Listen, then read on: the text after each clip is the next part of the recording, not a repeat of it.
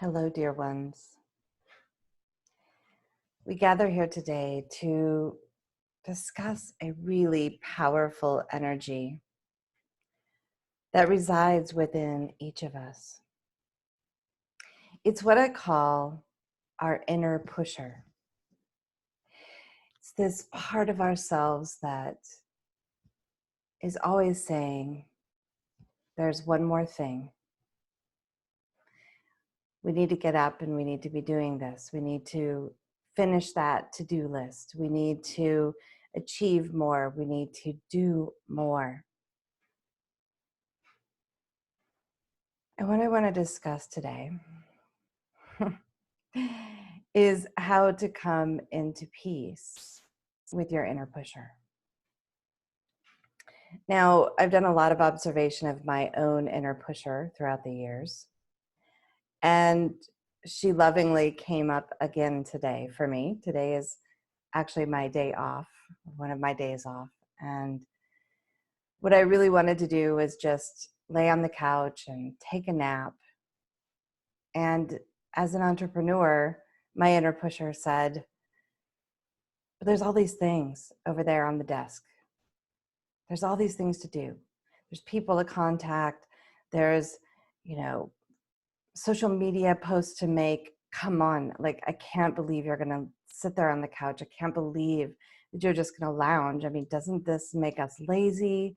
Doesn't this make us not motivated? Don't we want this?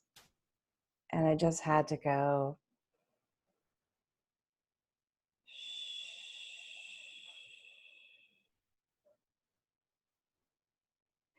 this inner energy, this inner pusher is in every single human being. So not only do we express it on a personal level, those who are empathic and sensitive and tuned into energy can also feel the collective pusher. And as I understand it, it really dates back to when we were living off the land, right? When we were primitive, if you want to call us primitive, we were just where we were. But we needed to hunt and to gather, to harvest, to go carry water and to chop wood and to gather roots and berries and find animals that could help to sustain our bodies. And we needed to make shelters, and we needed to find herbal medicine that would help the injured ones or the sick ones in the tribe. And our inner pusher actually ensured our survival, because every day it said, it's time to get up. It's time to feed ourselves. It's time to protect ourselves. It's time to make sure that we are okay and that we live on for another generation.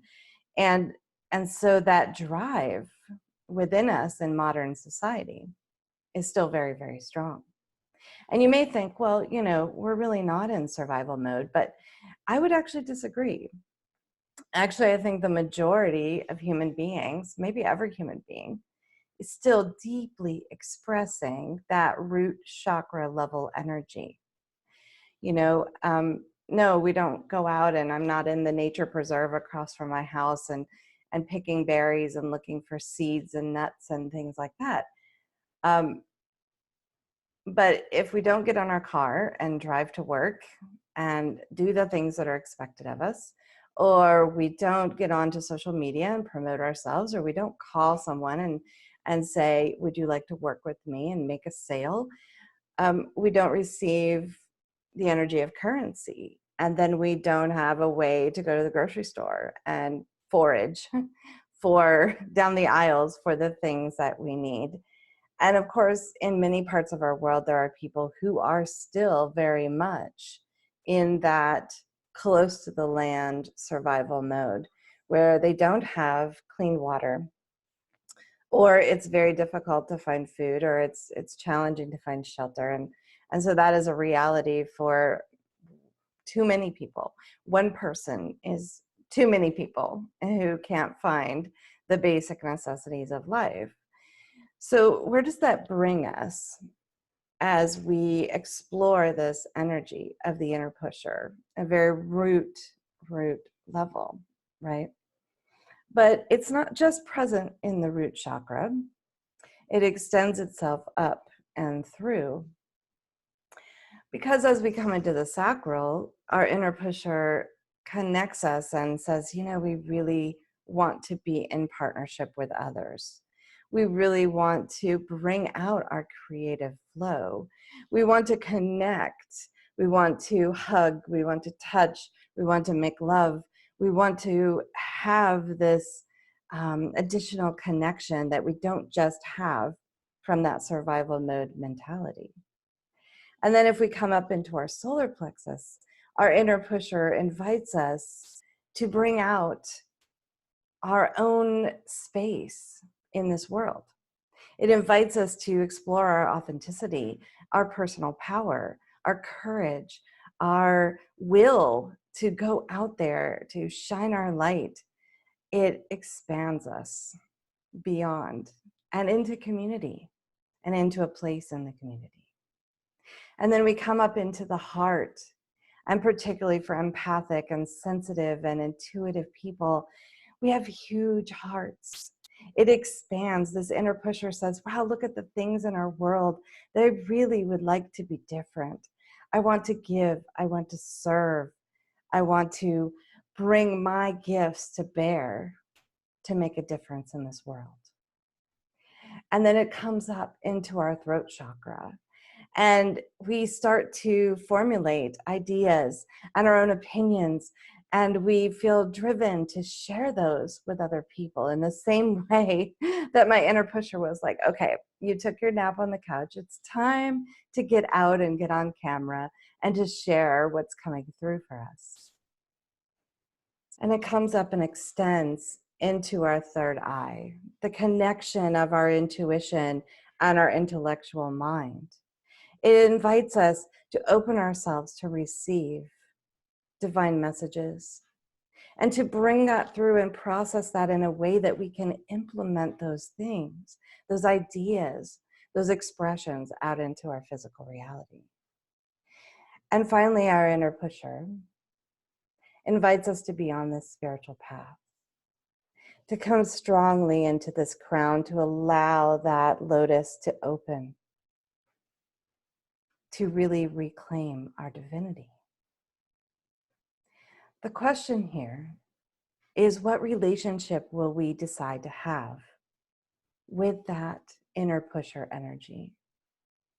Because that can bring us in any of these levels into a place of doing from a place of fear, a lack.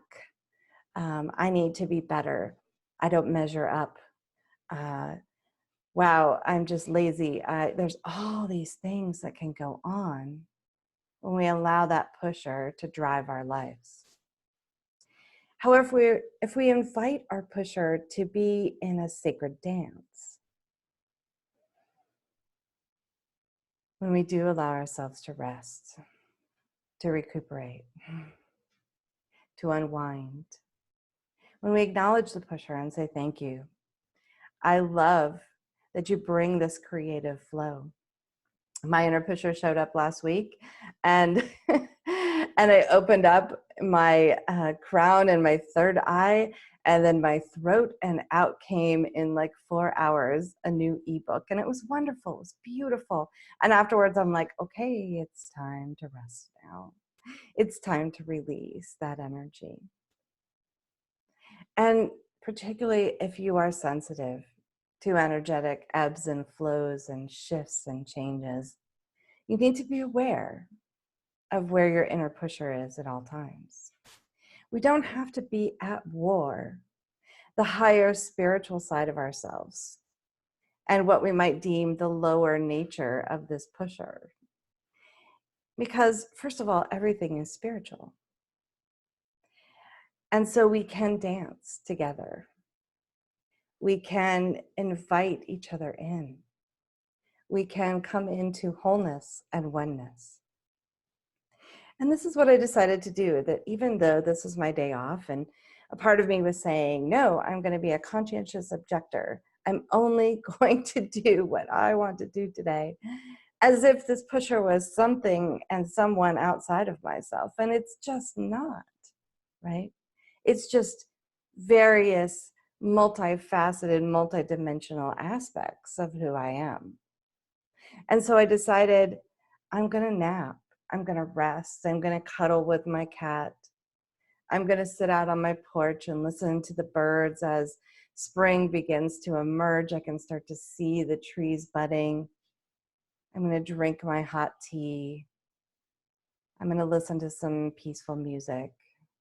And I'm going to have the parts of my day that I need to renew myself, to refill my tanks. And then I'm going to sit down in front of the computer. And I'm going to enter into this meditative space. I'm going to honor that part of myself that invites my inner evolvement, that wants me to shift and transform and grow and express and see what is possible for me. And I can do both of those things, and they're not in opposition to each other. They're in alignment. One nurtures the other. One supports and uplifts the other if we keep them in this space. So we need to nurture that part of ourselves in the root that needs to provide food and shelter and water, and that part of ourselves that needs to partner with others and connect and tap into our creative, sensual flow. And the part of ourselves that establishes our identity and connects into the community. And our beautiful hearts that expand infinitely to extend this ripple of love and peace and kindness and empathy into the world. And we need to take our throat chakra into this highest vibration and share what is real and true for us, and opening ourselves to deepen that relationship between our intuitive and our intellectual mind, allowing them to dance together. So I hope that you, this next week, take an opportunity to make some peace with your inner pusher. When he or she shows up, say hello. It's good to see you again, my friend. And here's a different expression. Here's a way that we can still bring ourselves to another level, to another depth, a deepening of our understanding. And yet, we don't have to do that from a place of survival. Because quite honestly, the survival of our entire species relies upon our ability to let go of that old energy. It's pretty ironic, right? We have to let go of that old consciousness, of being driven, of seeing achievement as worthiness. And when we move into a different space with our inner pusher, maybe we even create a different name, our inner evolution, our inner change maker, whatever you want to call it. We start to role model a different way of life for ourselves and for humankind. Thank you so much for joining me, for learning, for growing, for shining your light. And we'll talk again soon.